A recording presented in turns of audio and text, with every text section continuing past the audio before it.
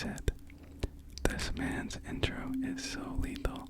I never make it past 2 minutes before wanting to sleep." Thanks, man. Sometimes I feel like the intro is a little weird. That's kind of just what most ASMR channels do, you know, they kind of whisper something or have some sort of intro. Usually it's the finger fluttering. I decided to try something a little different, something that I personally think sounds good, so I am really glad that it's working for you. Thank you so much for letting me know that you've enjoyed the content, and I am meeting my goals. If you are wanting to sleep after the intro alone, you're awesome. Thank you for being here. Thank you for supporting the channel. Hope you enjoy the video.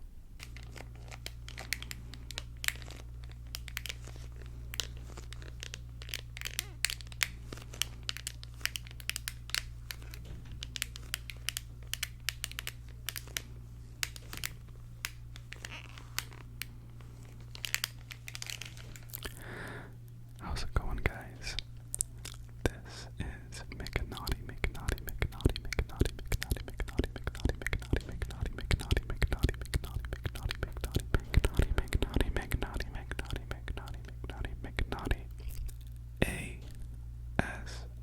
ASMR. And today I'm going to be doing a cologne review video.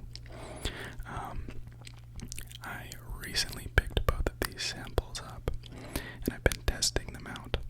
I wanted to determine, for my own personal reasons, if these are colognes that I would ever see myself purchasing. I have had these samples for about a week now, and I've put them to good use. I wanted to test out how long they lasted, whether or not the smell changed or wore out or altered in any way throughout the day. And I also did some research on the pricing of both of these colognes. So those are going to be my standards.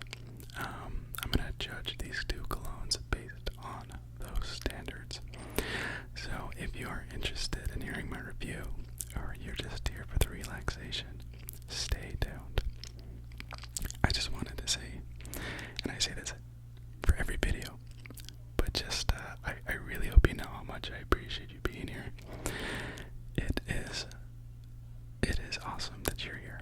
Okay, there's so many other things you could be watching, and you just come to my channel, and I really appreciate it. I feel the love. Hope that you guys feel the love. I make these videos for you guys. Hopefully you learn something, or hopefully you find them to be relaxing. Either way, I'm happy that you're here.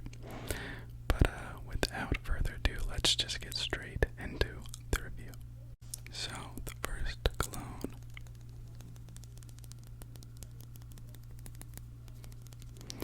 is probably one that you have heard of before.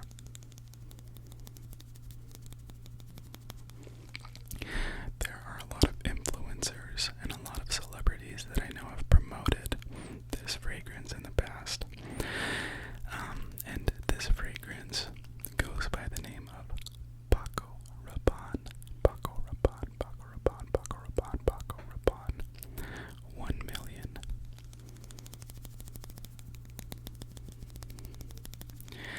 It is arguably the best vanilla fragrance on the market. It is arguably the best vanilla fragrance on the market. If you've been a part of this channel for a while, you'll know that I'm not a super big vanilla fragrance kind of guy, though. I think there's a time and a place for them.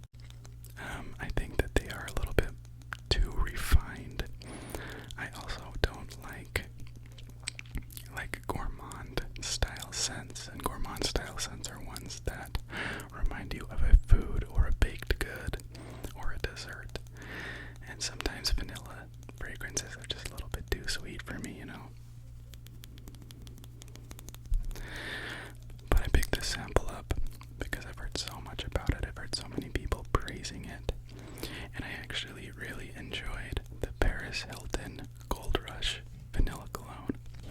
I did a review on that one a while ago.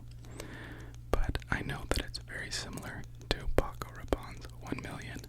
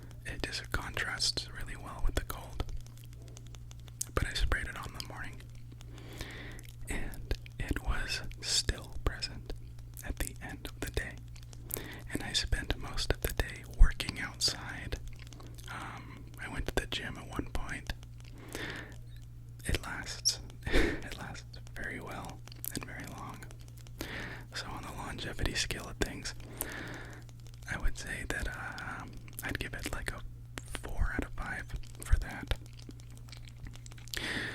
The initial scent is very, very present, as I said. It's warm, enticing, inviting. If I was to think of a atmosphere that this cologne would best fit, I think that this one kind of reminds me of an educated man's private personal library,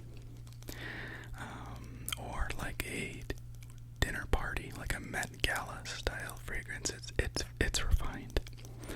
It is kind of fancy.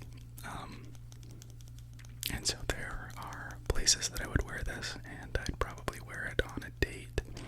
I would wear it to a formal event or gathering, like a dinner party or something like that.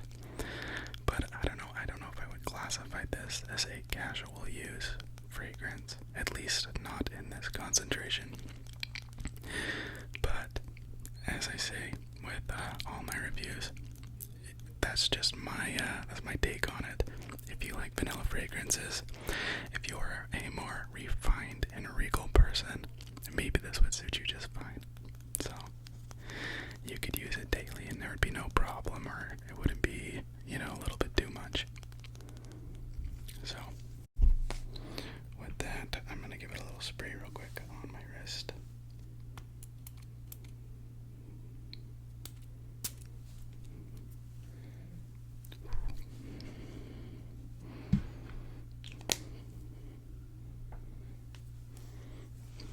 It's pretty good. It is very sweet. It's a very sweet fragrance. The vanilla presence may not be as strong right from the get-go, but you definitely notice that there's a vanilla element to it. It projects very well. I bet that you could probably get people to smell it from about 3 feet away, maybe 4. I bet it's got great sillage, I think is how you pronounce it. When you walk past someone and the air that is displaced by their body carries their scent, that is called sillage. So I expect that it will do really well in that department. Yeah. It's good. It's refined. It's fancy. It's formal. Sweet. It's very sweet. So, if this suits your fancy, I recommend picking it up. It's been out for a while. I think that you can find a bottle of it for under $100. I think I saw it on like FragranceNet for around $80. Yeah, but I like it. I definitely could see myself buying it. It wouldn't be used quite as often because I do think it's more of a special occasion fragrance, but I could see myself purchasing this one day. This next cologne I'm going to be reviewing, it is a newer fragrance to be released by the designer chain Hugo Boss. Hugo Boss. Hugo Boss. Hugo Boss. Hugo Boss. Hugo Boss. And this is a fantastic fragrance. I'm just gonna say that it checks my boxes. I am a very fresh and clean fragrance kind of person. I want it to smell like I am fresh out the shower, I like refreshing scents and fragrances. I love lime. I even love floral fragrances and colognes because they have a refreshing quality about them. So, before I continue rambling about what I like, I'm going to tell you what it is. This is Hugo Bottled Pacific. Bottled Pacific. Bottled Pacific. Bottled Pacific. Bottled Pacific. And so, as with most colognes that kind of fall under the umbrella of maritime